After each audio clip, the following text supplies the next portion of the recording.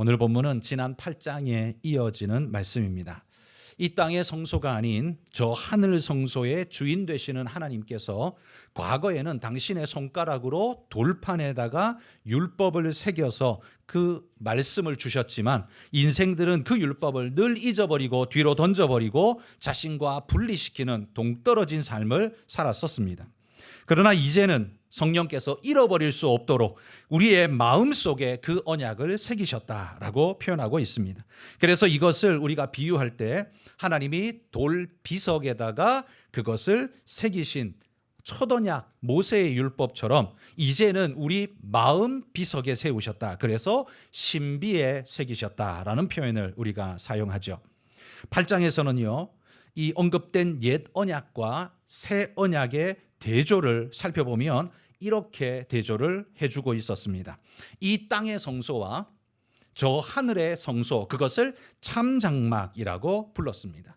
여러분, 신천지가 자신들을 증거의 장막이라고 부르면서 참장막인 양 이야기를 하는데 여러분, 그들이 말하는 그 장막은 절대로 참장막일 수가 없습니다. 참장막은 이 땅에 있는 게 아니라 저 하늘에 있는 원형의 장막이고 이 땅에 있는 모든 것은 다 모형일 수밖에 없다. 모세의 성막마저도 모형이라고 부르고 있다는 사실을 기억해야 합니다. 그러므로 이 이단들이 말하는 자기 스스로를 창장막인 양, 교회는 가짜인 양, 그리고 자기들이야말로 진짜인 양 말하는 이것이야말로 어불성설이고 그 자체로 성경의 왜곡이라는 사실을 우리는 알아야 합니다.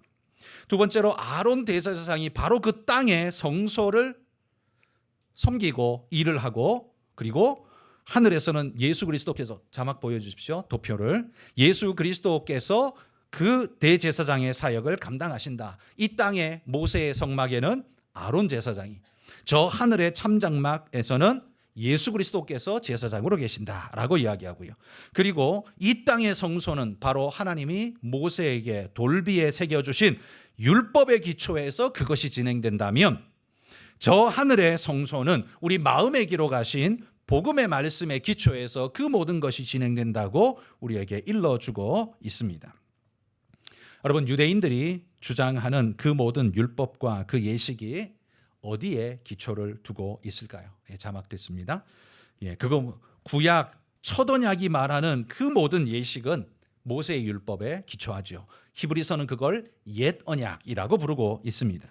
그렇다면 예수 그리스도의 복음은 어디에 근거를 두고 있는 것일까요? 히브리서는 그걸 새 언약이라고 부르고 있습니다.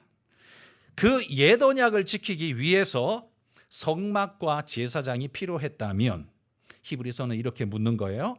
새 언약을 지키기 위해서 하늘의 성막이 필요하고 거기에 대제사장이신 큰 제사장 예수 그리스도가 필요하시다라는 논리로 히브리서는 그 논리를 전개하고 있습니다.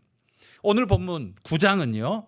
바로 옛 언약과 새 언약의 비교를 계속해서 해나가고 있는데 네 가지의 비교를 오늘 또 한번 해보도록 하겠습니다. 9장 내용을 한번 살피면서 말씀의 대조를 통해서 옛 언약과 새 언약이 어떻게 차이가 있는지를 한번 살펴보겠습니다.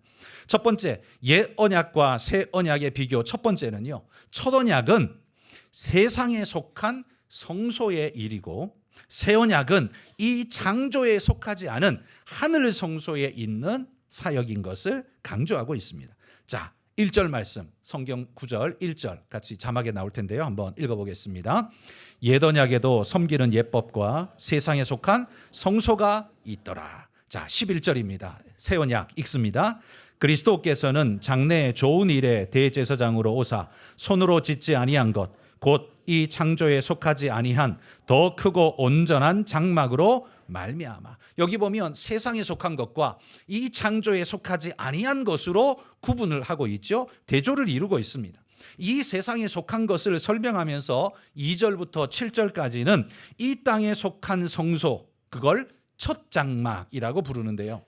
첫 장막이라고 부른다는 건 무엇을 전제하는 이야기냐 하면 그 다음 장막이 있다는 거죠. 만약에 장막이 하나밖에 없다면 그걸 첫 장막이라고 우리는 절대 부르지 않습니다. 어떻게 부를까요? 그냥 장막이라고 부르죠. 하나밖에 없다면. 그러나 그것이 첫 장막이라면 얘가 우리 첫째 아들이에요 라는 말은 둘째 아들이 있다는 소리죠. 아들 하나밖에 없는데 얘가 첫째 아들이에요. 이렇게 부르지는 않습니다. 첫 장막이란 건 둘째를 늘 전제한 이야기죠. 이 첫 장막에 무엇이 있었는가? 2절부터 이렇게 소개합니다. 첫 장막에는 그 안에 등잔대와 떡상과 진설병이 있으니 그것을 성소라고 부르고, 둘째 휘장 뒤에 있는 장막을 지성소라고 부르는데 거기에는 금향로와 사면을 금으로 싼 언약궤가 있고 그 언약궤 안에는 만나 담은 항아리와 아론의 쌍난 지팡이와 언약의 돌판, 이 세 가지가 언약궤 안에 들어있고, 그리고 그 위에 속죄소를 덮었는데 그 속죄소 위에는 영광의 그룹들, 천사들이 날개를 펴고 그렇게 덮고 있었다라고 소개를 하고 있습니다. 자, 여기서 우리가 한 가지 꼭 짚고 넘어갈 것이 있는데요. 여기 히브리서에는 지성소에 세 가지가 있고 성소에 세 가지가 있다고 이야기하고 있습니다. 성소에는 등잔대, 떡상, 그리고 그 위에 진설병, 떡이 있다. 세 가지.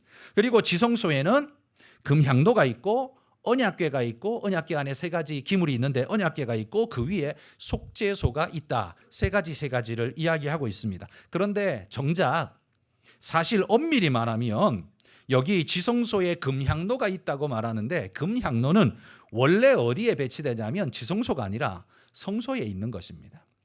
엄밀히 말하면 그건 지성소에 놓인 물건이 아니고 성소에 놓인 물건이에요. 그런데 어떻게 여기는 또 지성소라고 히브리서가 오류 있게 이야기를 하는 것일까? 이런 의문이 우리에게 들 수 있는데요. 이건 이렇게 해석할 수 있을 겁니다. 평상시에는요, 성소에 들어가면 모세에게 하나님이 명령하실 때 성소에 세 개의 기물을 놓으라고 합니다. 성소 휘장을 열고 들어가면 왼쪽 편에 7개의 가지가 뻗어 있는 금촛대가 있습니다. 그리고 정면에 거기 금향로가 있습니다. 향로.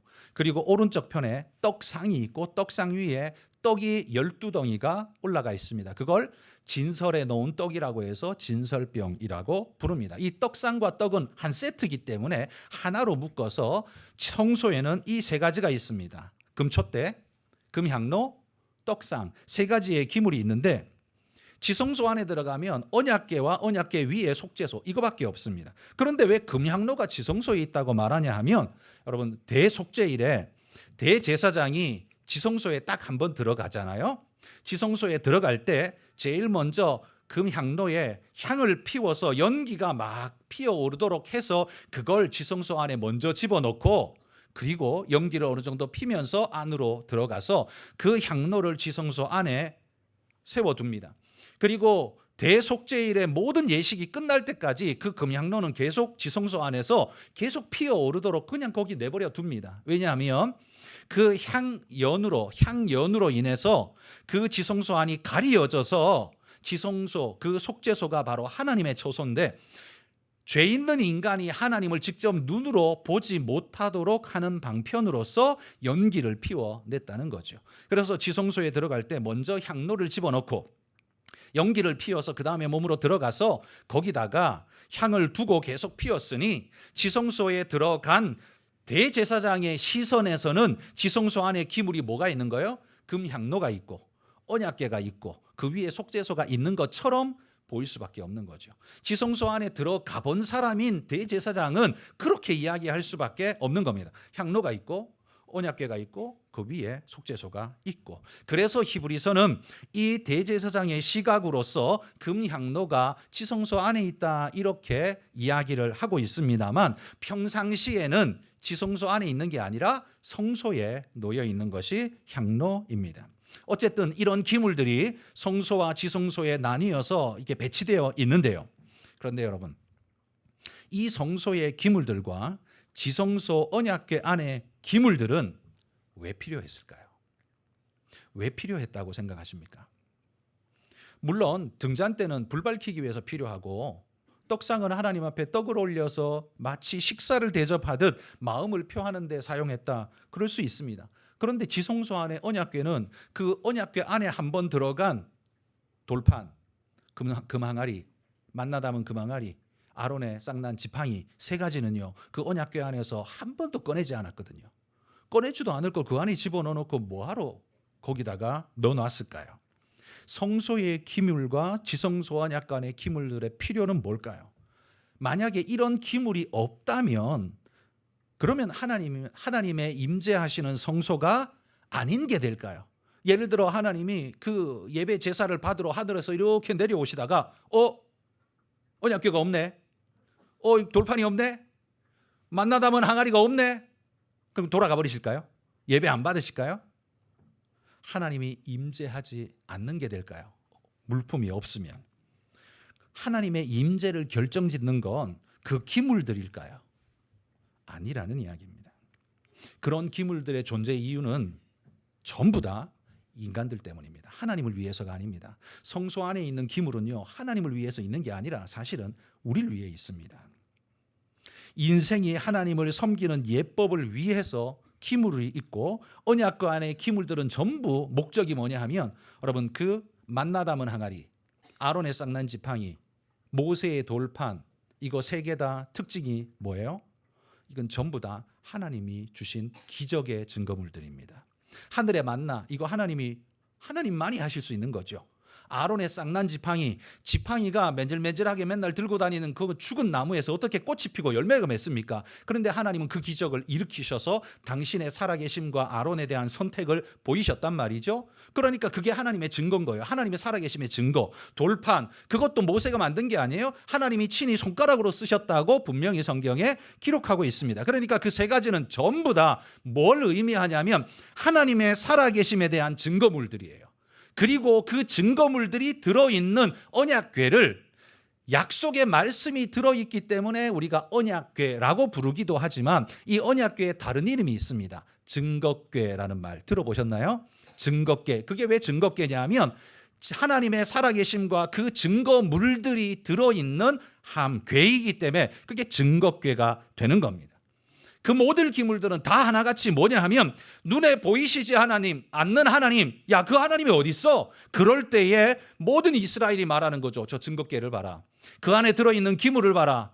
모든 백성이 수백만 명이 그 광야 40년 동안 굶어 죽지 않고 하나님께서 하늘에서 만나를 내려서 먹게 하신 그 기적의 양식들, 그 아론의 지팡이, 그 맨질맨질한 죽은 나무에 꽃이 피고 열매 맺게 하는 그 기적의 역사는 오직 하나님만 하실 수 있고, 그 돌판도 하나님이 쓰신 거고, 그러니까 눈에 보이지 않는 하나님이라고 해서 없는 게 아니라 바로 여기 살아있지 않느냐, 살아계신 증거가 여기 있지 않느냐라고 말할 수 있는 증거의 궤. 그러니까 그 궤는 한마디로 말해 하나님의 살아계심의 증거요 상징이었다는 말입니다. 그걸 보면서 우리 하나님은 살아계십니다 하고 기쁜 마음으로 예배하고 제사하는 것, 그게 바로 성막이라는 말이죠. 그렇다면 여러분, 만약에 그 성막의 그 증거가 없어졌다면 그러면 하나님이 없는 걸까요? 그 성막 안에, 성전 안에 그 언약궤, 증거궤가 다 없어졌다면 그러면 하나님은 없는 걸까요? 예배를 안 받으실까요? 자, 그러면 이렇게 한번 생각해 보십시오. 모세의 성막이 솔로몬의 성전으로 바뀌어서 솔로몬 성전 안에 하나님의 모든 그 거룩한 기물들이 다 비치되어 있었습니다. 근데 이게 언제까지 있었냐 하면 바벨론이 쳐들어와서 586년에 예루살렘을 초토화시키고 성전을 다 허물어 버리고 이 안에 있는 금초대 모든 기물을 다 가지고 바벨론에 가버렸습니다. 언약궤는 그때 없어졌습니다. 자, 없어졌어요. 그리고 70년이 찬 후에 너희는 이제 돌아가도 좋다 그래서 스룹바벨이 이스라엘 사람들 5만 명을 데리고 바벨론에서 예루살렘으로 돌아옵니다. 돌아와서 제일 먼저 한 일이 뭐예요? 성전을 짓는 거였어요. 그래서 우리는 그 두 번째 지어진 성전을 스룹바벨 성전이라고 말합니다. 스룹바벨이 지었으니까요. 첫 번째 성전은 솔로몬 성전, 두 번째 성전은 스룹바벨 성전. 헤롯 성전도 있는데 그건 스룹바벨 성전을 증축한 거예요. 원래 있는 걸 증축한 거라서 그냥 그거는 플러스 알파 이렇게 그냥 계산하면 되고요. 어쨌든 스룹바벨 성전이 지어졌는데, 자, 질문. 스룹바벨 성전 안에는 언약궤가 있었을까요? 없죠. 왜? 바벨론의 입이 다 뺏기고 그건 종적이 사라졌기 때문에 스룹바벨 성전 안에는 언약궤가 없습니다. 자, 그러면 두 번째 질문. 하나님은 그 스룹바벨 성전에서 지낸 예배와 제사를 받지 않으셨을까요? 어떻게 그렇게 확신하십니까? 여러분, 만약에 그 기물이 없어져서 하나님이 그 예배를 받지 않고 더 이상 그건 성전 아니야 라고 하나님이 인정했다면 예수님께서 예루살렘에 올라가 성전에 올라가서 채찍을 말아서 장사꾼들을 다 몰아내셨죠. 그러면서 예수님이 뭐라 그랬냐면 내 아버지 집으로 이 장세하고 강도의 구려를 만든다고 소리치면서 그들 다 쫓아냈습니다. 그러니까 예수님은 그 성전을 지금 뭐라고 인정하고 있는 거예요? 내 아버지 집, 성전으로 인정하는 거예요. 하나님이 거기 계시고 하나님 그 예배 받으신다는 증거이죠. 만약에 하나님이 그 예배를 받지 않으시고 하나님은 이미 그 성전을 버렸고 그것은 이스라마나 쓸모없는 그냥 건물에 지나지 않아 라고 했다면 주님이 굳이 거기 들어가서 그렇게 난리를 치지 않으셨을 겁니다. 장사를 하든 말든 무언 짓을 하든 그건 어차피 성전 아니니까 나는 상관없어, 아마 그랬을 거예요. 그죠? 그런데 예수님 그러지 않았다는 말이에요. 이 말은 스룹바벨 성전 안에 언약궤도 없고 기물도 없었지만 그럼에도 불구하고 하나님은 그곳에서 드리는 예배를 받으셨고 그곳을 하나님의 성전으로 인정하고 예배 자리로 인정하셨다는 증거 아니겠습니까? 그러니까 기물이 있고 없고는 하나님의 예배에 사실 중요한 게 아니란 말이에요.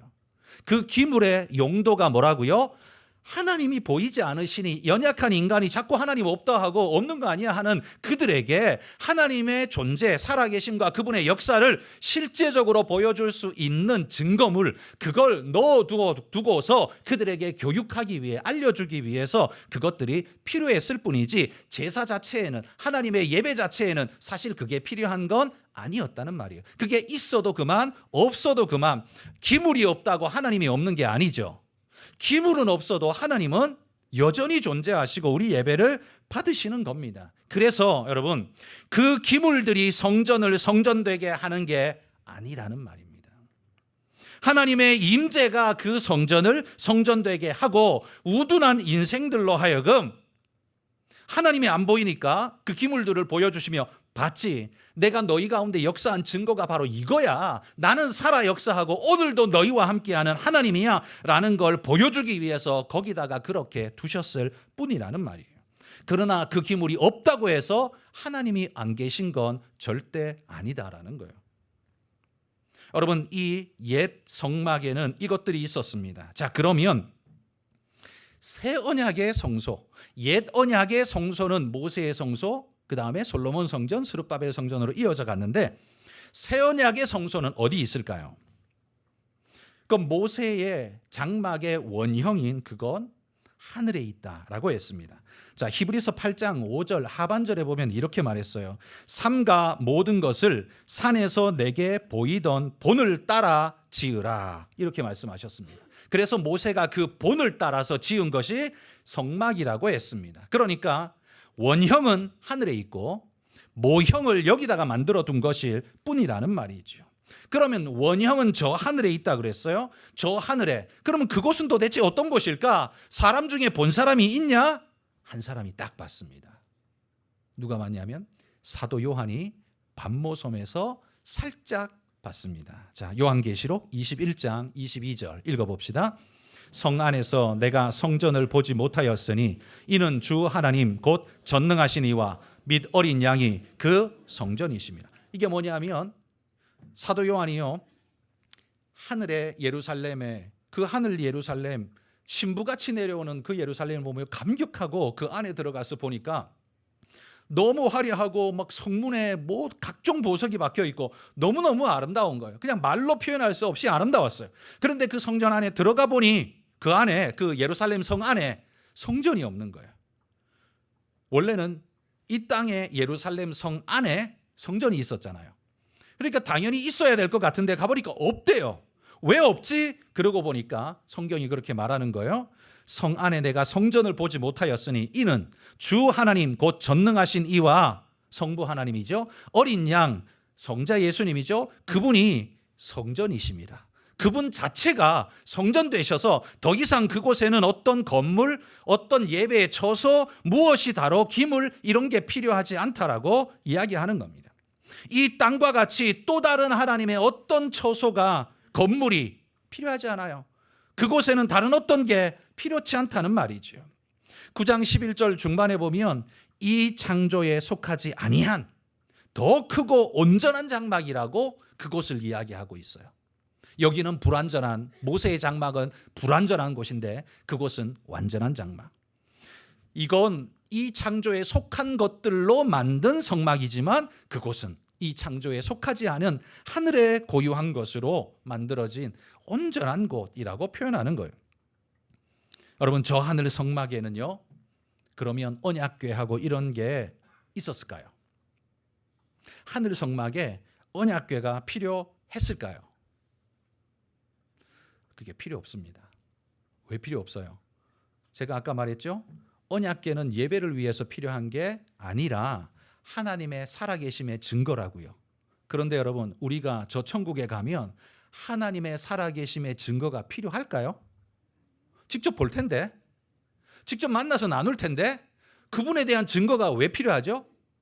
여기 이 땅에서는요, 하나님이 보이지 않고 만져지지 않고 만날 수가 없으니까 그분이 존재하신다, 살아계신다라는 걸 그런 기물을 통해서 인간에게 보여주신 거예요. 그러나 우리가 저 천성에 가면, 하나님 나라에 가면 거기서는 하나님을 대면하고 만날 거기 때문에 거기에서는 더 이상 하나님을 증명할 물건들이 필요치 않다는 말이에요. 그래서 거기에는 언약궤 없습니다. 필요 없어요. 만나다만 항아리? 그게 뭐 필요해요? 항상 하나님 앞에 만나 먹을 텐데. 그런 모든 일들이 그 땅에는요, 아무 기물도 더 이상 필요하지 않아요. 성전 자체도 필요하지 않아요. 왜? 그분 자체가 성전이기 때문에.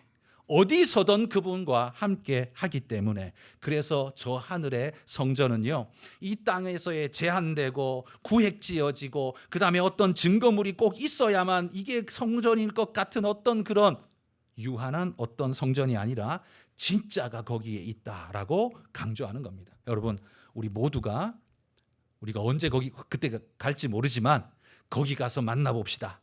그리고 거기 가서 우리 한가람 동문들끼리 모여서 같이 한번 예배 드려봅시다. 그때 제가 설교할지는 잘 모르겠어요. 그런 은혜가 있기를 축복합니다.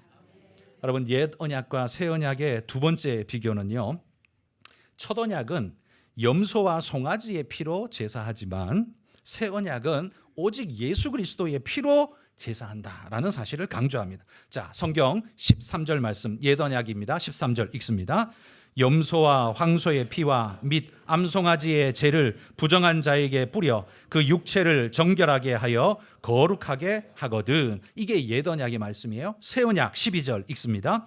염소와 송아지의 피로 하지 아니하고 오직 자기의 피로 영원한 속죄를 이루사 단번에 성소에 들어가셨느니라. 염소와 황소의 피, 그리고 오직 자기의 피, 이 두 개를 지금 대조하면서 우리에게 보여주고 있는 겁니다. 여러분, 여기 제사 드릴 때 짐승을 잡아 드리는데 이 짐승은 하나님을 위한 걸까요? 나를 위한 걸까요? 나를 위한 겁니다. 하나님을 위해서는 짐승 필요 없어요. 이 짐승의 목적은 뭐예요? 내 죄를 대신 짊어지고 피 흘려 죽는 목적으로 필요한 존재예요. 그러니까 이 짐승은 하나님을 위해 필요한 게 아니라 인생인 우리를 위해 필요해요. 우리를 위해서 최고로 할 수 있는 게 이것밖에 없어요.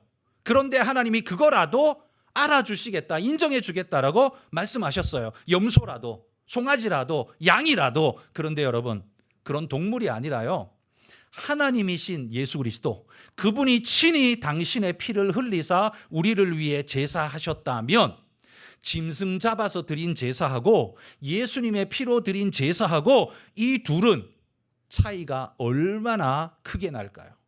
이건 뭐 비교 불가능이죠.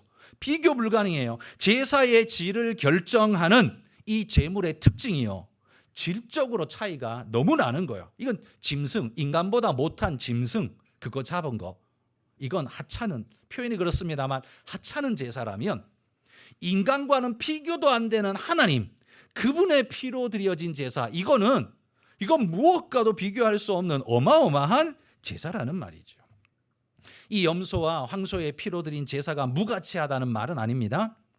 그런 재료로 드린 제사도 가치가 있다면, 히브리서가 지금 이렇게 말하는 거예요. 하나님의 피로 드린 제사는 얼만큼 가치가 있겠느냐라고 지금 묻고 있다는 말이죠. 여러분, 어마어마한 것 아닙니까? 여러분, 재물의 차이가 제사의 차이를 만듭니다. 우리의 정성이 아니라 제물의 차이가 제사의 차이를 만듭니다. 새 언약의 제사는 그러므로 옛 언약과는 비교도 안 되는 엄청난 가치의 제사라는 말이에요. 이 말을 지금 왜 하고 있을까요?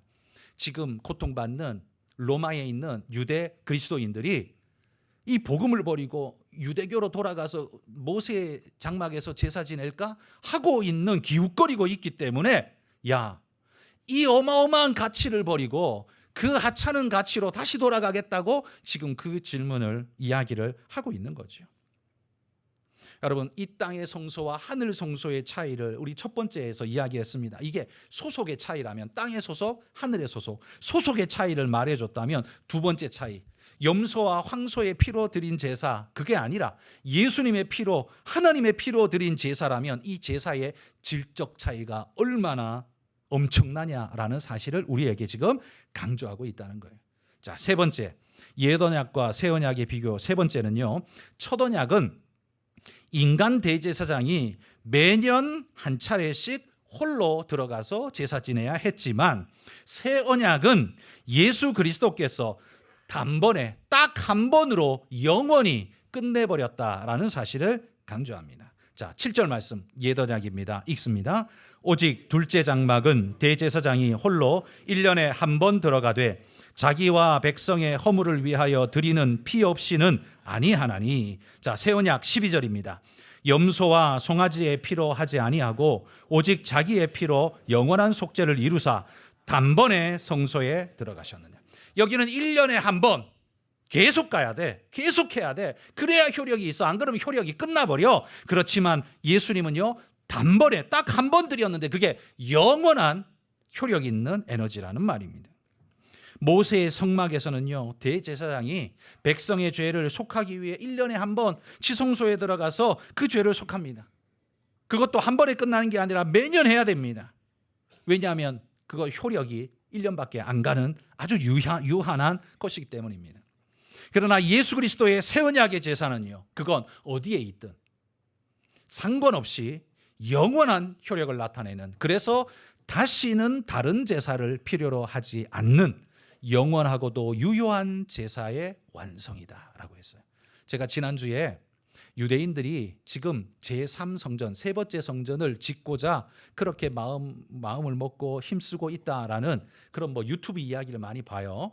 그래서 제가 지난주에 말씀드렸는데, 여러분, 제3성전은 유대인들에게는 필요할지 몰라요. 왜? 그게 민족 정신의 기초고 유대인의 정서의 기본이기 때문에 결속을 위해서도 있으면 그들에게는 되게 유익할 거예요. 그렇지만 기독교인인 우리에게는 아무런 필요가 없는 겁니다. 왜? 성전이 왜 필요해요? 여러분, 참장막 하늘 성전이 있는데 우리가 그 땅의 성전 또 지어서 뭐 하게요? 그 지어서 못 하게요. 그 모형을 또 만들어서 못 하게요. 그거 다른 제사가 필요한 것처럼 여기게 만드는 올무가 될 뿐입니다. 다른 제사는 필요 없습니다. 오직 예수 그리스도의 영원한 제사로 우리를 완성하셨기 때문에, 여러분, 기독교인들이 유대교에 성전 지어야 된다, 여러분 관심 갖지 마십시오. 그 우리하고 상관없는 거고, 예수님의 대속을 오히려 퇴색시키는 요소가 될 뿐입니다. 그건 유대인들이 바라는 거지 우리가 바라는 거 아니에요. 여러분, 반복해야만 겨우 효력을 그나마라도 유지하는 제사와 단 한 번에 영원한 효력을 끊임없이 나타나는 제사, 둘 중에 무엇이 진짜 제사겠습니까? 당연히 후자의 제사 아니겠습니까? 그래서 여러분, 옛 언약의 제사는, 그래서 히브리서가 계속 말합니다, 불완전한 제사라고요. 그러나 새 언약의 제사는요, 완전한 제사라고 우리에게 이야기해 줍니다. 자, 옛 언약과 새 언약의 네 번째 비교는요, 첫 언약은요, 죄인을 온전케 못합니다. 왜요? 아까 불완전한 제사라 그랬죠. 불완전하기 때문에 우리를 온전케 할 수가 없어요. 그러나 새 언약은 영원히 온전케 합니다. 왜냐하면 완전한 제사이기 때문에 그렇습니다. 자, 9절 말씀 성경 읽어봅시다. 이 장막은 현재까지의 비유니 이에 따라 드리는 예물과 제사는 섬기는 자를 그 양심상 온전하게 할 수 없나니. 옛 언약은요, 온전하게 못한대요. 자, 14절 읽습니다. 하물며 영원하신 성령으로 말미암아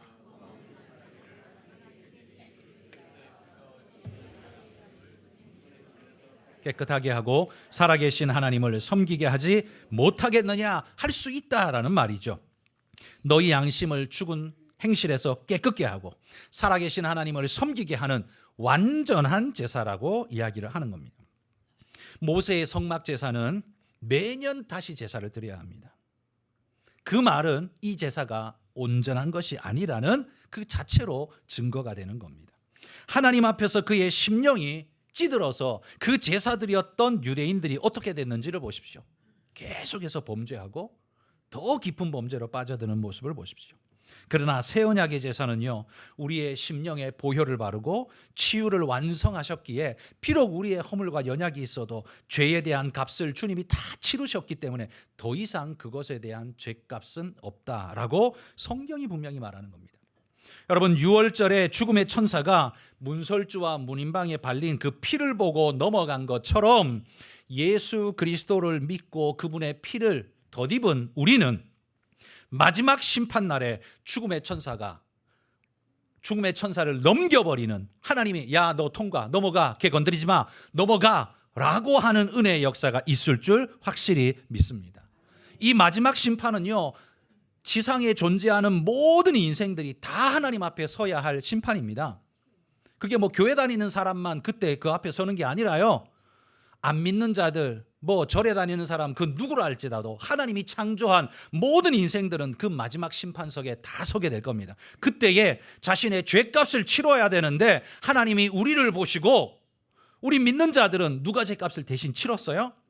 예수님이 이미 다 치러버렸어요. 그러니까 형벌을 내리려고, 공의의 하나님께서 형벌을 내리려고 뒤져보니까 없네? 통과. 이게 이렇게 된다는 말이죠.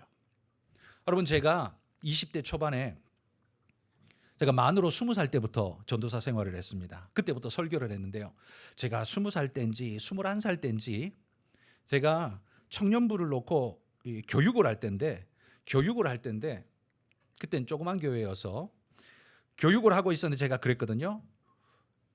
우리가 종이에 뭔가를 쓰다가 잘못 쓰면 거기에다가 화이트를 바르고 복사를 하면 잘못 쓴 게 나와요, 안 나와요? 복사에 안 나오죠. 없는 것처럼 안 나온다고 제가 이렇게 딱 비유로 설명을 했어요.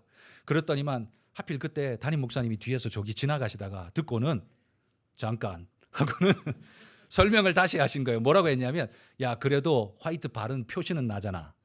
근데 예수님의 대속은 흔적도 안 남아. 그렇게 가르쳐주고 가셨어요. 그러니까 주님의 제사, 주님의 대속은 완벽하다는 걸 강조하기 위해서 그렇게 말씀한 거예요. 저는 복사에 안 나온다 이것만 생각했는데 우리 주님의 대속은요, 완전한 제사입니다. 여러분, 이런 생각하시는 분들 아마 많이 있으실 텐데요. 아니, 하나님이 사랑의 하나님이시라면서 뭘 그렇게 누굴 죽이고 대속하고 지옥에 보내고 그래. 그냥 죄 없어, 다 무효, 다 천국 가, 이렇게 한마디 하면 되잖아요. 그런 권위가 있는 분이잖아. 하나님은 그래도 되잖아. 왜? 천국은 하나님이 만든 것이고 하나님이 주인이니까 하나님 마음대로 할 수 있잖아요. 근데 왜 그렇게 안 하고 이렇게 어렵게 하냐? 왜냐하면요, 하나님은 사랑의 하나님이시기도 하지만 거짓말할 수 없는 공의의 하나님이시기 때문에 그렇습니다. 만약에 그렇게 하면 사랑은 채워지는데 공의는 완전한 타격을 입게 되는 거예요. 하나님은 더 이상 공의로운 분이 아닌 거예요. 거짓말하는 하나님이 되는 거예요. 죄의 삭은 사망이라 그래놓고 자기가 편할 때는 무효 이렇게 말해버리는, 이게 말도 안 되는 공의가 불의의 하나님이 돼버리는 거죠. 하나님은 그래서 그러실 수가 없습니다. 지난주에 제가 그랬죠. 하나님은 전능하신 하나님이라 모든 것이 가능하지만 하나님에게도 불가능한 게 있습니다. 그 하나님이 불가능한 건 뭐냐면 거짓말하실 수 없는 거, 그죠? 죄를 지으실 수 없는 거, 이거 하나님 불가능합니다. 제가 그렇게 말씀드렸습니다. 그래서 여러분, 하나님이 그냥 천국 가, 없는 걸로 해 하면 좋겠지만 하나님의 공의가 침해당합니다. 하나님은 그럴 수 없어서 어떻게 해요? 자기 자식을, 아들을 죽음이라는 십자가에 내어 주어 우리 죄를 완전히 씻으시고 죄의 삭은 사망인데 그 죄를 씻으셨기 때문에 우리에게는 사망이 없는, 그래서 죽음의 천사가 넘어가는 그런 존재가 되어졌다라는 말입니다. 여러분, 히브리서가 말하는 옛 언약과 새 언약의 차이는 본질적인 차이이면서 근본적인 차이입니다. 옛 언약에 속한 성막이 불완전함에도 불구하고 섬기는 대제사장이 필요해서 그가 하나님의 명령을 따라서 성막을 섬겨야 했습니다. 그도 역시 불완전하기에 자기 죄를 먼저 씻는 제사를 지낸 다음에 그 제사를 지내야 했어요. 누구를 위해 드려줘야 했었어요. 그래도 어쨌든 그 성막에는 일꾼이 필요했어요. 그렇다면 저 하늘 성소에는 누가 필요할까요?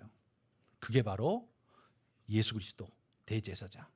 왜 이 이야기를 하냐면요, 여러분, 제가 이 히브리서를 이야기할 때 이 히브리서를 써보낸 1차 독자, 누구에게 써보냈냐 할 때 누구라고 말했어요? 로마에서 1세기에 로마의 박해에 고통받고 있던 유대인 그리스도인들에게 써보냈다, 그렇게 말했어요. 유대인들은요, 태어날 때부터 제사에 특화되어 있는 존재들이에요. 날 때부터 봤기 때문에 가르쳐주지 않아도 제사에 대해서 너무 잘 아는 사람. 그래서 성전이 있다? 그럼 반드시 그 안에 누가 있어야 돼요? 제사장이 있어야 돼요. 제사장이 없으면 그 성전이 아니야, 존재 자체가. 그렇기 때문에 지금 유대 그리스도인들이 하늘 성소가 있대요. 그러면 유대인들은 뭐라고 물을까요? 그럼 그 하늘 성소에는 어떤 대제사장이 있어요? 라고 물을 수밖에 없겠죠. 그것에 대한 대답이 예수 그리스도가 우리의 영원한 대제사장이시다라고 말씀하는 겁니다. 그분이 우리의 대속을 위해 제물 짐승이 아니라 자신의 피로써 우리의 죄를 씻으셨습니다. 완벽하게 씻으셨습니다. 그래서 우리의 마지막 심판 때에 하나님 앞에 서면 우리의 죄목책을 아무리 뒤져봐도 깨끗하게 씻겨져서, 왜? 치루었으니까요. 네 죄는 없는 걸로 하자, 그게 아니에요. 내가 대신 그 값을 다 치르마 하고 죽으신 거예요. 치르신 거예요. 없는 걸로 한 게 아니에요. 다 치르신 거예요. 그래서 예수님은 하나님의 심판석에서 이제 일사부재리의 원칙, 죄값을 다 치렀기 때문에 더 이상 그 죄는 없고 너에게 물을 것은 없다.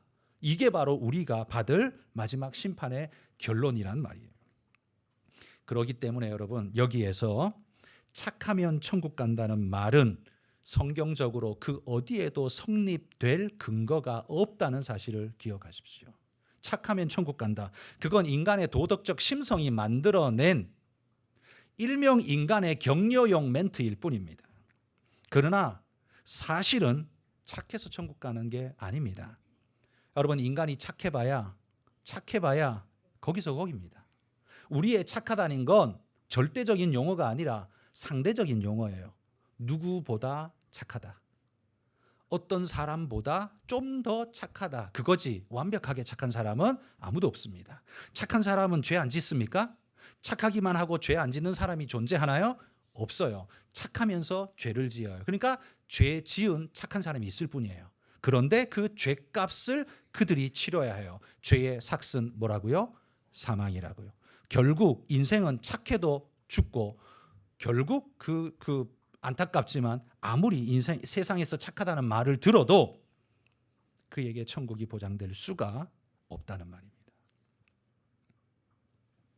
그러므로 히브리서는 계속 강조합니다. 이 땅의 성소는 하늘의 모형일 뿐이라고요. 그러기에 유대 율법에 따른 이 땅의 제사는 유한한 것일 뿐이고 불완전한 것일 뿐이다라고 말해요. 그러면 뭐가 필요해요? 완전한 것이 반드시 필요해요. 그걸 붙잡아야 돼요. 그거 지금 유대 그리스도인들에게 강조하고 있는 거예요. 자, 마지막으로 4가지의 차이점을 이야기했습니다. 옛 언약과 새 언약. 마지막은요, 이 둘의 공통점이 하나 있습니다. 옛 언약이나 새 언약이나 공통점이 있는데 히브리서 9장 22절 말씀인데요. 같이 읽어봅시다. 율법을 따라 거의 모든 물건이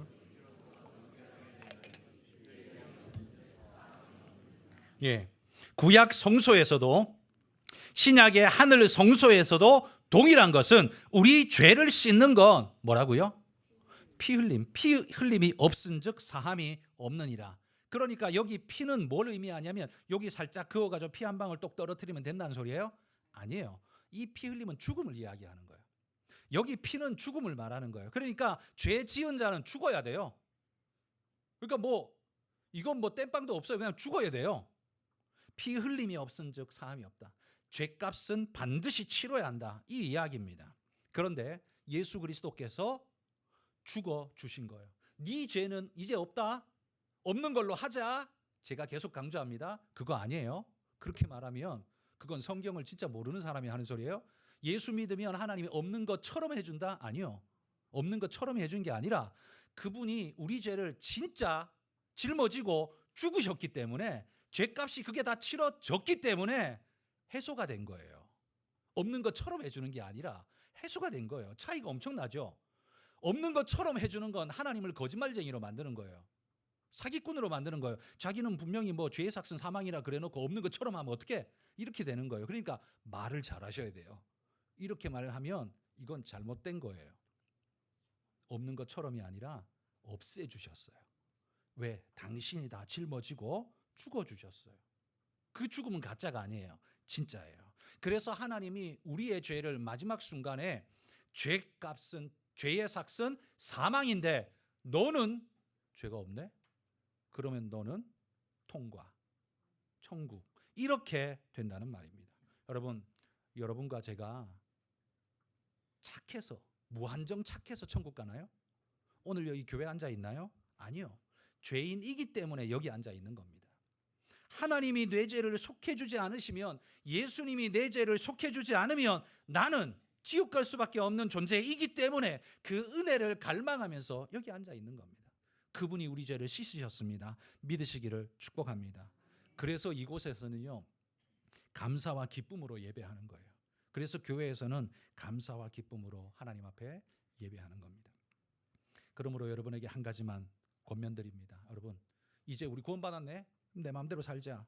세상처럼 살면 안 됩니다. 착하게 사는 것이 우리의 구원의 방편은 절대 아닙니다. 그러나 선한 것은 우리 아버지 하나님의 성품입니다. 내가 그분의 자녀라면 그 성품을 이어 닮아야 하겠습니까? 아니겠습니까? 닮아야죠. 당연합니다. 닮아야 됩니다. 그래서 착해야 돼요. 구원하고 상관없이 우리 아버지의 본성이 선이시기 때문에 그리스도인은 반드시 선해야 돼요. 아무렇게나 사는 걸 당연시 여기지 마십시오. 예수님이 내 죄 속해서 나는 구원이야. 상관없어. 내 마음대로 살아도 돼. 거짓말하지 마십시오. 그건 성경이 말하는 게 아니에요. 여러분이 만든 여러분의 복음일 뿐이지 그건 성경이 말하는 게 아니에요. 선해야 돼요. 왜? 아버지가 선하시기 때문에 내가 선해야 돼요. 일반인들이 하나님을 누구를 통해서 봅니까? 우리를 통해서 봅니다. 그러기에 아버지의 살아계심을 우리가 만나담은 항아리가 되고 우리가 아론의 쌍난 지팡이가 되어서 그들에게 하나님을 보여줄 수 있는 존재가 돼야 합니다. 선하시기를, 우리가 선을 추구하기를 주의 이름으로 축복합니다.